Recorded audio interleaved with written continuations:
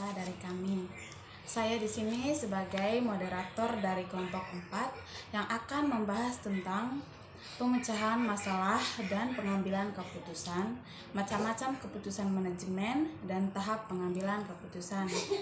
Baik, pertama-tama di sini kita akan dipandu oleh teman kita yaitu Nanda Nurhamdania. Kepada teman Nanda saya persilakan. Oke, terima kasih Grace atas kesempatan yang diberikan. Perkenalkan, nama saya Nanda Nurhamdania. Di sini saya akan membawa materi soal pemecahan masalah. Masalah adalah hal yang tidak dapat kita hindari, karena hidup selalu menawarkan problematika yang perlu diselesaikan dan dihadapi. Karena masalah itu hadir untuk diselesaikan. Sekarang kita masuk dalam definisi pemecahan masalah.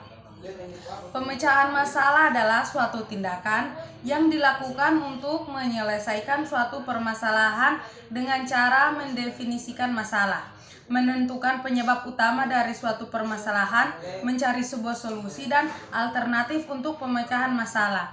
Selanjutnya kita masuk ke dalam langkah-langkah pemecahan masalah. Langkah-langkah pemecahan masalah yang tepat akan memberitahu kita terhadap pemecahan masalah apa yang perlu kita ambil. Berikut adalah langkah-langkah pemecahan masalah. Yang pertama, definisikan masalah yang ada. Dalam langkah ini, kita mencari tahu penyebab permasalahan yang terjadi. Kita juga harus bisa membedakan mana fakta dan mana pendapat. Kita juga harus bisa fokus pada apa yang menjadi masalah inti dan mencari tahu segala secara rinci. Kita juga harus bisa mengungkapkan permasalahan yang terjadi secara spesifik dan juga pastikan untuk menyelesaikan sebuah permasalahan dan pastikan untuk tidak menyelesaikan sebuah permasalahan tanpa data-data yang valid. Yang kedua, mencari solusi alternatif. Langkah-langkah untuk mencari solusi alternatif sebagai berikut. Yang pertama, pastikan tidak terburu-buru dalam menentukan suatu solusi alternatif. Yang kedua, sertakan semua anggota yang terlibat dalam menentukan satu solusi. Yang ketiga, tentukan solusi yang sejalan dengan tujuan perusahaan. Yang keempat, tentukan solusi alternatif untuk jangka waktu pendek dan panjang. Selanjutnya akan dibahas oleh teman saya yakni Adnan. Selamat siang, perkenalkan nama saya Muhammad Adnan Jufais. Di sini saya akan melanjutkan materi dari teman saya Nanda yang berjudul langkah-langkah pemecahan masalah. Ketiga, evaluasi dan pilihan solusi alternatif yang ada. Langkah yang ketiga yakni mengevaluasi setiap pilihan solusi alternatif yang ada. Kemungkinan memilih secara bijak untuk kebaikan dan keburukan yang akan dihadapi di masa depan. Kita harus memilih solusi alternatif yang sesuai dengan visi misi perusahaan kita. Langkah-langkahnya adalah 1. Mengevaluasi alternatif yang relatif terhadap standar target yang ada. 2. Kita perlu mengevaluasi solusi alternatif yang relatif terhadap standar target yang ada. Yang ketiga, kita perlu mengevaluasi solusi alternatif yang mungkin terbukti alternatifnya. 4. Coba untuk terapkan dan tidak lanjuti solusinya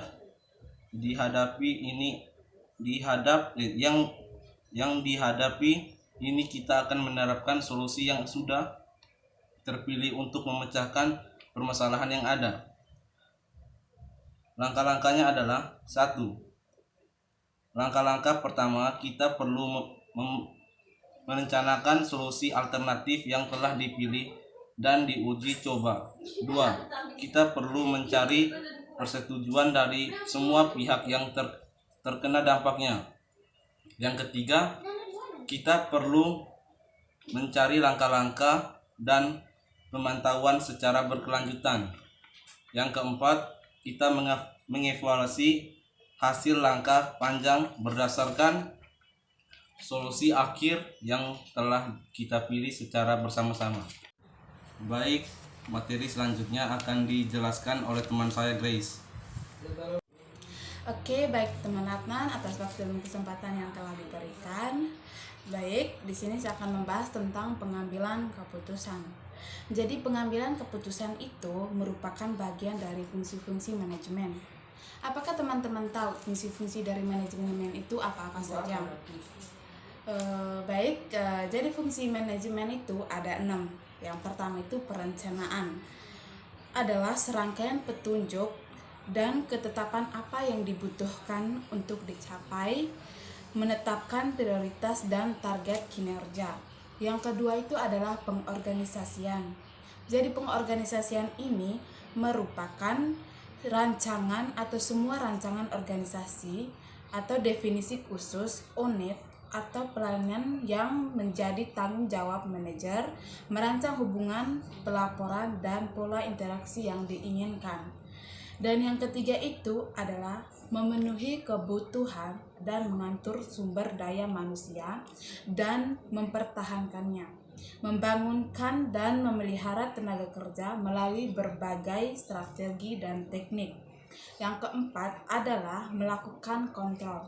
Di sini melakukan kontrol itu adalah mengontrol aktivitas dan kinerja serta melakukan tindakan yang tepat untuk melakukan perbaikan dan meningkatkan kinerjanya. Yang kelima itu adalah mengarahkan. Mengarahkan itu adalah memulai tindakan di dalam organisasi melalui kepemimpinan yang efektif, motivasi dan komunikasi dan bawahan. Yang keenam itu adalah pengambilan keputusan, yang dalamnya itu adalah fungsi-fungsi yang sangat penting untuk semua fungsi manajemen. Baik, saya akan lanjut tentang teori keputusan. Teori keputusan merupakan pendekatan analitik untuk memilih alternatif terbaik atau cara terbaik untuk bertindak. Ini digunakan secara luas bukan saja di dalam manajemen, produksi, dan operasional seperti analisis produk baru, tetapi juga digunakan untuk analisis apa saja yang berkaitan dengan pengambilan keputusan manajerial. Jadi teori keputusan ini ada 4. Yang pertama itu pengambilan keputusan di bawah kondisi kepastian. Dalam hal ini, pengambilan keputusan mengetahui atau dengan pasti konsekuensi atau hasil dari setiap alternatif keputusan yang dipilih. Sebagai contoh pengambilan keputusan mengetahui dengan pasti bahwa 1 juta rupiah disimpan di dalam rekening bank akan menambah 1 juta pada neraca pembukaannya. Yang kedua itu adalah pengambilan keputusan di bawah resiko. Pengambilan keputusan mengetahui kemungkinan akan terjadinya sesuatu kejadian atau konsekuensi dari tiap pilihan. Yang kedua atau yang ketiga itu pengambilan keputusan di bawah ketidakpastian. Pengambilan keputusan tidak mengetahui probabilitas kejadian yang akan terjadi untuk tiap alternatifnya. Misalnya itu Mr. X yang akan menjadi presiden pada pemilihan umum yang akan datang tidak diketahui probabilitasnya. Dan yang keempat adalah pengambilan keputusan dengan hierarki.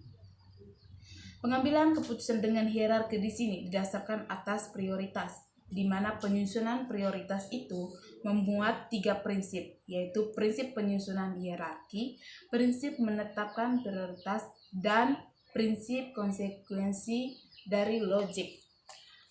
Baik teman-teman, sekian materi dari saya, dan selanjutnya teman-teman akan mendengarkan penjelasan dari teman Luis. Kepada teman Luis saya persilakan.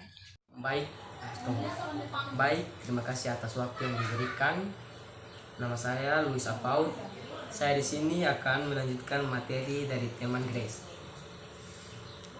tentang gaya pengambilan keputusan dan panduan bagi pengambil keputusan yang efektif. Yang pertama, gaya pengambilan keputusan. Gaya pengambilan keputusan dibagi menjadi 4 macam, yaitu yang pertama, rasional, intuisi, independen, dan keraguan.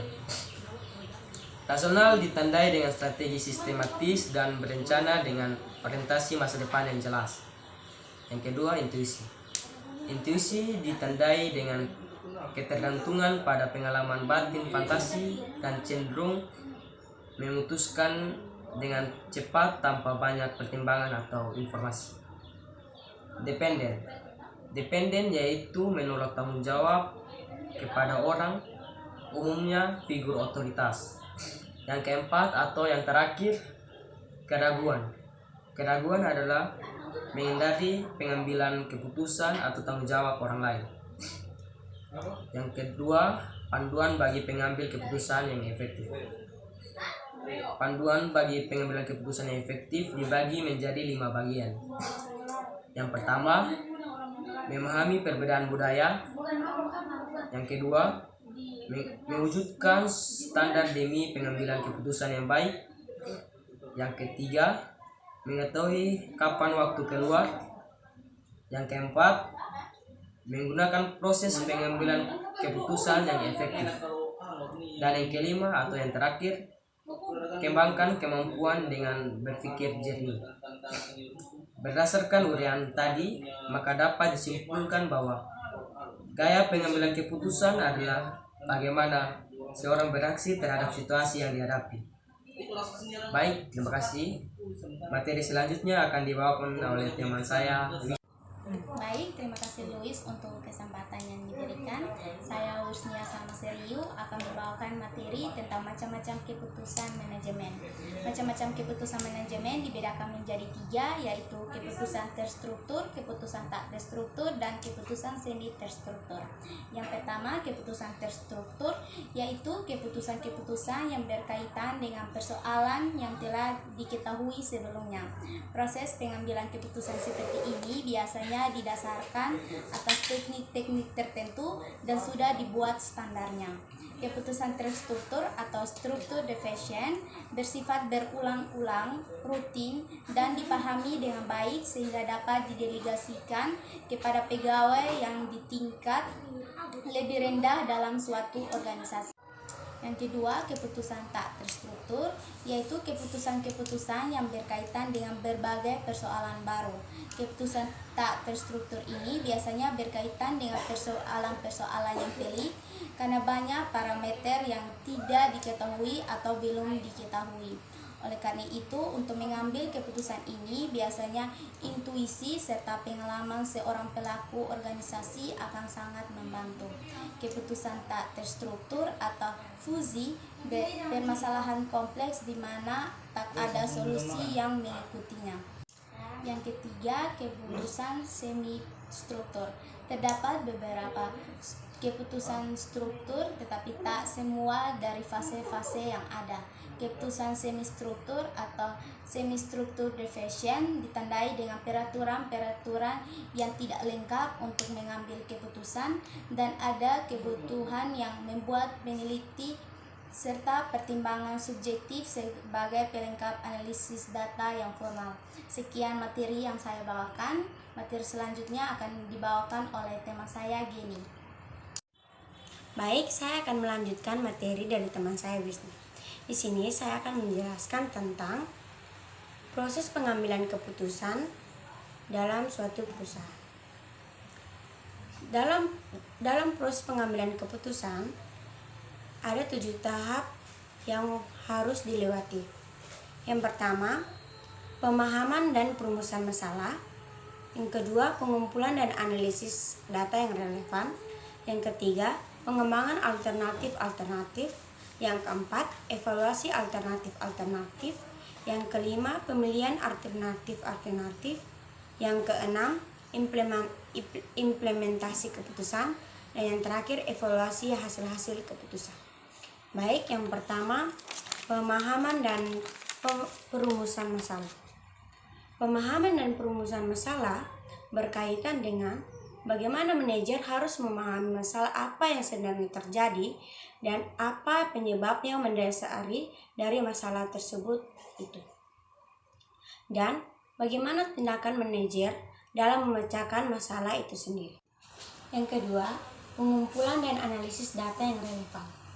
Setelah menentukan dan merumuskan masalah, langkah selanjutnya adalah mengumpulkan data-data yang dibutuhkan, lalu mencari informasi yang sebanyak-banyaknya untuk merumuskan dan memecahkan masalah yang akan dibahas lewat data-data yang diperoleh. Yang ketiga, pengembangan alternatif-alternatif.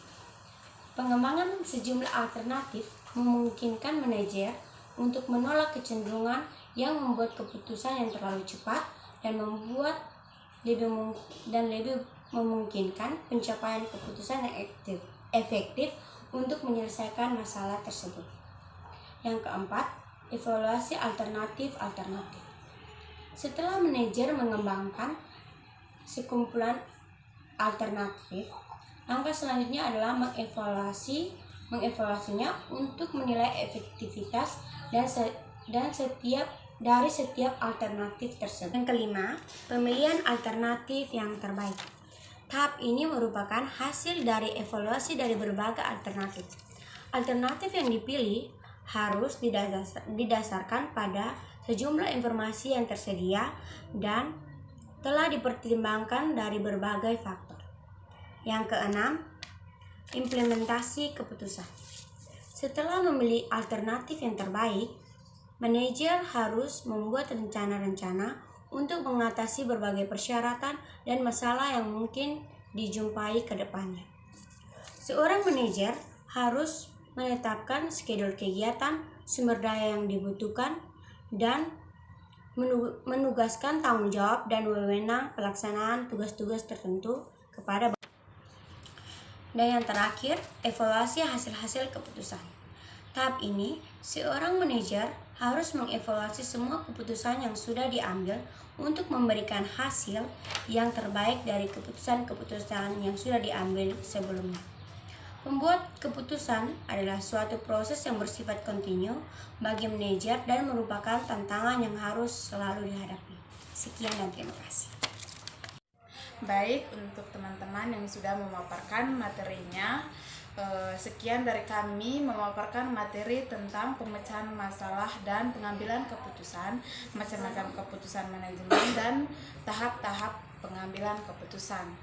Baik, berikutnya kami akan buka sesi yang kedua, yaitu sesi tanya jawab. Kepada teman-teman saya persilakan untuk memberi pertanyaan. Baik Grace, saya akan bertanya.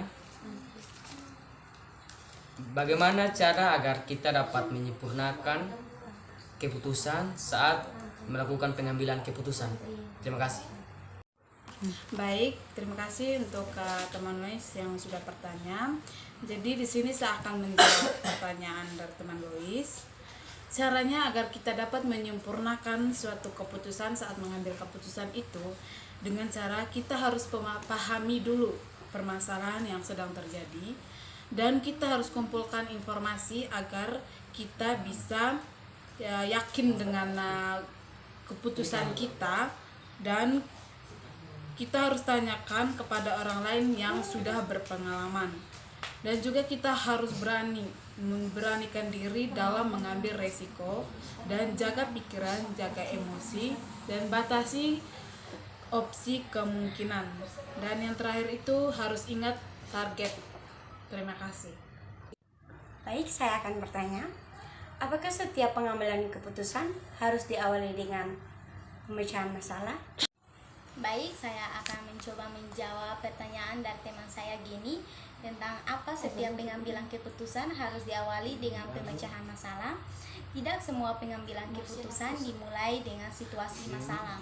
Pemecahan masalah termasuk dalam langkah proses pengambilan keputusan yang difokuskan untuk mencoba memecahkan masalah secepatnya.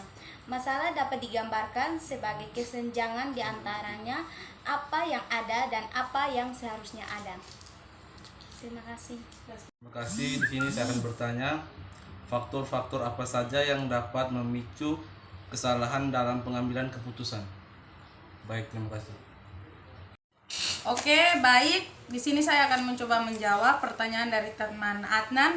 Bunyi pertanyaannya, faktor-faktor apa saja yang dapat memicu kesalahan dalam pengambilan keputusan? Faktor-faktor yang terdapat dalam kesalahan pengambilan keputusan. Yang pertama, menginginkan solusi yang jitu namun enggan melalui proses yang panjang atau lebih memilih proses yang instan. Yang kedua, gagal membuat tindakan alternatif. Yang ketiga, terlalu banyak orang yang terlibat dalam pengambilan keputusan. Yang keempat, gagal mempertimbangkan kemungkinan biaya. Dan yang terakhir, meremehkan tantangan yang ada pada saat pelaksanaan. Baik, terima kasih untuk teman-teman yang sudah memaparkan materinya. Sekian dari kelompok kami, kelompok 4, memaparkan materi tentang pemecahan masalah dan pengambilan keputusan, macam-macam keputusan, manajemen, dan tahap pengambilan keputusan. Terima kasih.